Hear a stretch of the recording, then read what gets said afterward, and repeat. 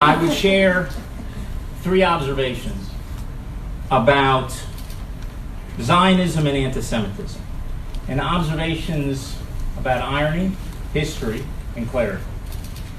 First, irony. Today, many believe that Israel is the cause of anti-Semitism. The irony is at the dawn of modern Zionism, many believe that Israel would be the cure for anti-Semitism. The feeling of many Zionists, the early ones, was that the problem of the Jews was that we were a minority everywhere, a majority nowhere, and if we had one state that we could call our own, we would be treated like all the other nations of the world. We just needed our own state, and they believed, some more optimistically, some less optimistically, that once Israel was established, anti-Semitism would wither gradually on the vine. So in 120 years, since the days of the first Zionist Congress, we have actually come full circle. Then people thought the reason for anti-Semitism is that the Jews did not have a state. Now many people think the reason for anti-Semitism is that the Jews do have a state. Then the enemies of the Jewish people said, Jews, go to Palestine. Now the enemies of the Jewish people say, Jews, get out of Palestine. Now, Israel is neither the cause nor the cure for anti-Semitism.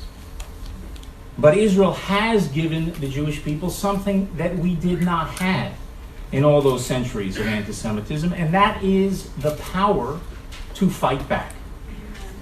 And that was given to us when we restored our sovereignty and our capability of defending ourselves, not just on the battlefield, but also in the battle of ideas. The most amazing thing about being an ambassador of Israel is that there are ambassadors of Israel, that Israel has a voice where we can make our case in the halls of nations. So first is this great irony how anti-Semitism and anti-Zionism in a way has sort of flipped everything on its head in little more than a century. The second point I want to make is about history, specifically the history of anti-Semitism. Now, everybody knows that anti-Semitism is a very old problem, but I don't think that Jews have fully internalized what that means. And the reason I think that is because the Holocaust has, in a way, distorted the world's view of Jewish history and the Jewish people's view of our own history, because it is such a blinding sun that it blocks out all the anti-Semitic stars in the universe. How many people here, show of hands, know who Khmelnytsky was? So that's about a quarter, which means this is a very, very educated group.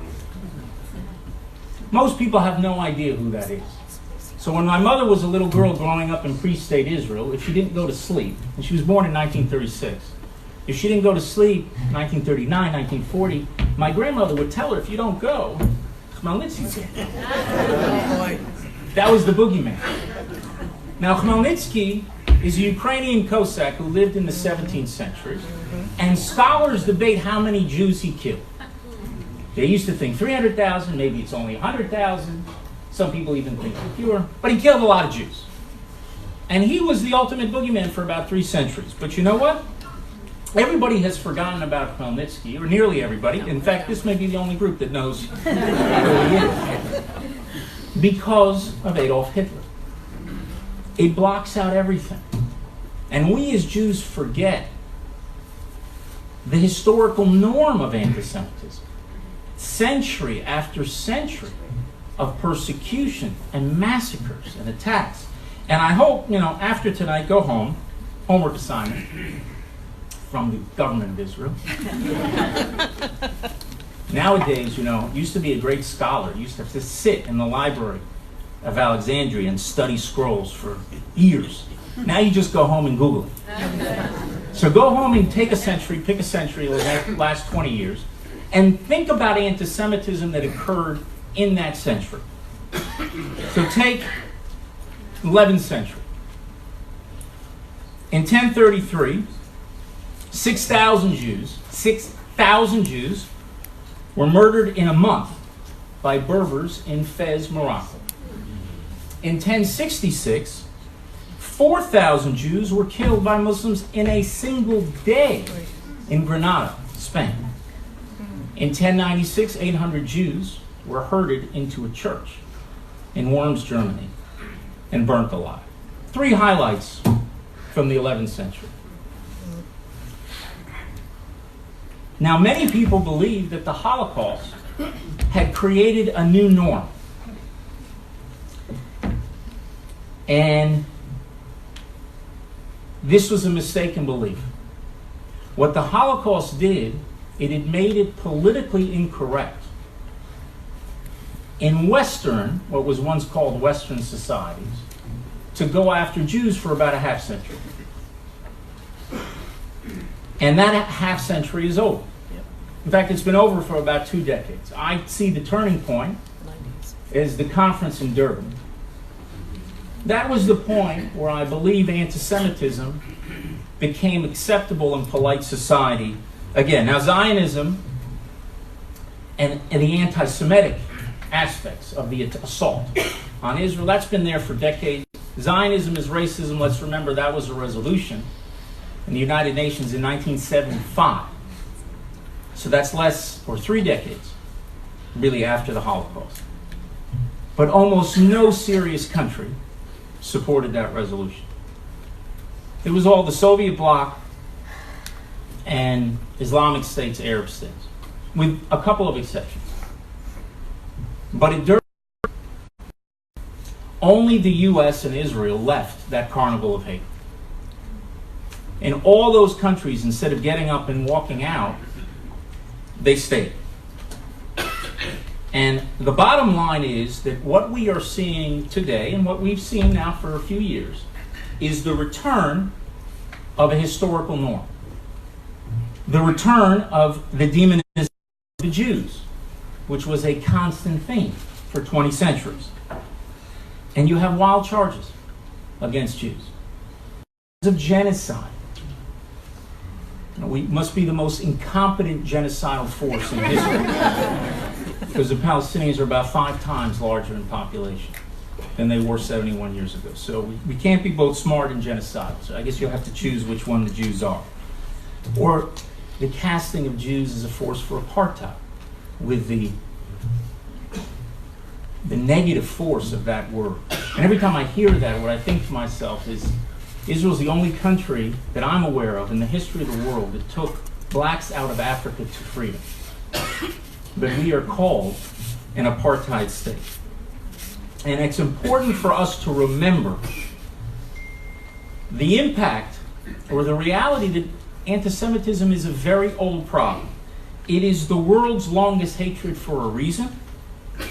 It is the most malleable hatred, and it stretches across time and space and different cultures and traditions. And frankly, the only thing that should surprise us about the return of anti-Semitism is that anyone is surprised.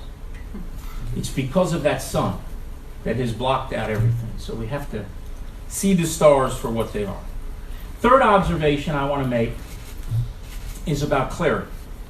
Specifically, that to fight something, which you intend to do, to fight something effectively, you have to recognize it clearly.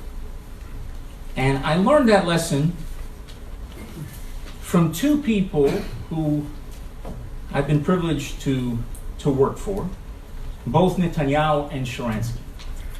Benjamin Netanyahu and Natan Sharansky. So Netanyahu taught me the importance of drawing a clear moral line in the battle against terrorism. Because what the terrorists try to do is obfuscate that. And that's how they can turn one man's terrorist into another man's freedom fighter. They just have a huge moral muddle. And the first thing you have to do in the battle against terrorism, and to wage that effectively, is you have to draw that distinction. And Sharansky also taught me that lesson because the Soviet Union was an expert at trying to obfuscate the whole issue of human rights, starting to use human rights to attack democratic societies. And many of the problems that you have today with NGOs and different organizations. An organization like Amnesty International that spends most of its time attacking democracies that respect human rights and turning a blind eye to what's happening in non-democratic states. It actually comes from this effort to obfuscate and to create a huge moral muddle. And in dealing with this, about 2 decades ago, I worked with Natan Sharansky to try to draw a distinction between legitimate criticism of Israel, and Israel's a country that can be subject to criticism like any other country. But we wanted to show how you could distinguish between legitimate criticism of Israel and anti-Semitism. And so we came up with a formulation called the 3Ds. Some of you may have heard about it. The 3Ds were the demonization of Israel, double standard, and delegitimization, which really is the denial, the most powerful issue of delegitimization is the denial of Israel's very right to exist. In fact, we had a debate of whether it would be delegitimization, which is more and more fit, is denial of Israel's right to exist, which some we thought maybe was too narrow. By the way, as an aside, the reason it was called the 3Ds is we were discussing it. I went and started drafting something up, and then I figured we got 3Ds. You know, it's good for a message. It's also, I said to Natan, I came into it, I said, 3Ds works great because it's like a 3D movie. Everything is blurred, but if you put the 3D glasses on, it just comes right at you. Yeah. And then Natan Sharansky said to me, what's a 3D movie? It's a true story. And then I realized while I was watching a 3D movie, he was sitting in a prison, in a gulag, and had no idea what a 3D movie was. But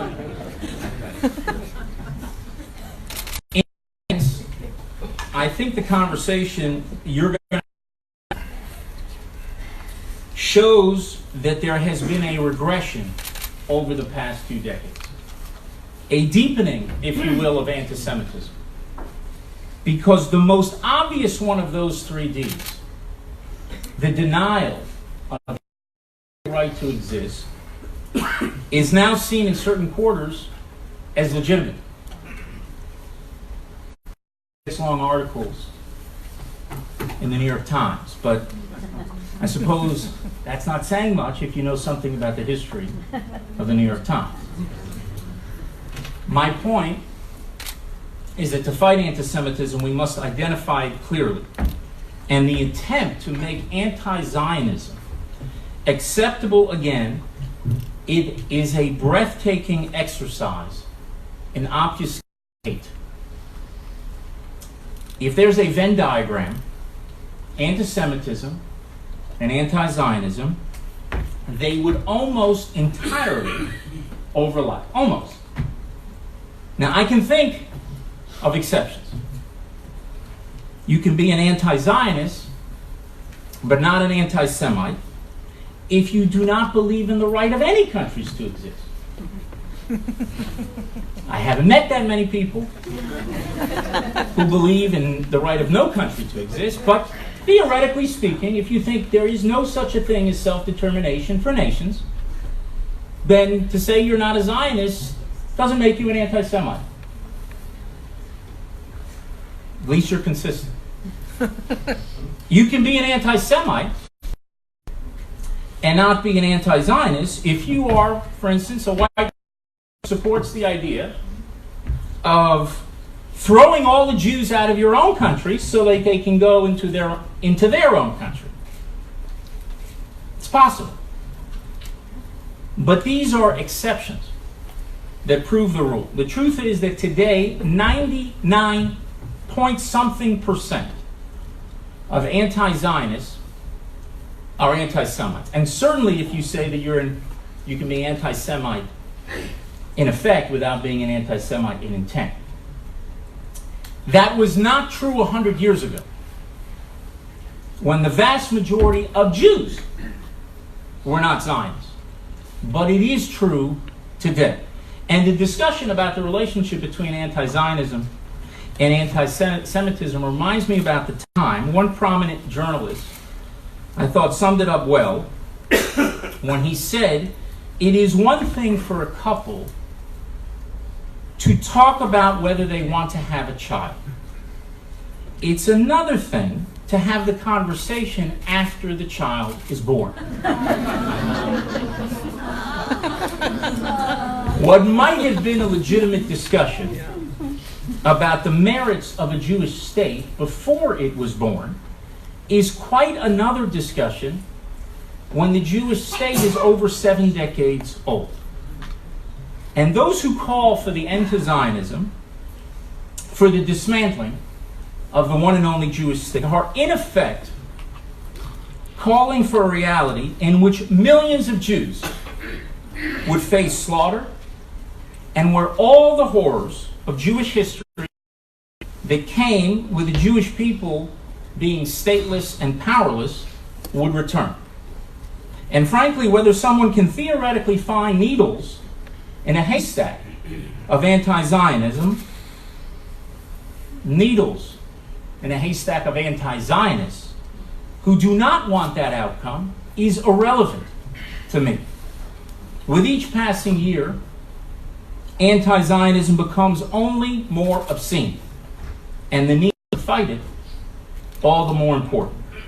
So I thank the AZM and WZO for taking up that fight. The good news is that today we are all meeting here to discuss and engage that fight from inside the walls of the Embassy of the State of Israel in the most powerful capital on earth.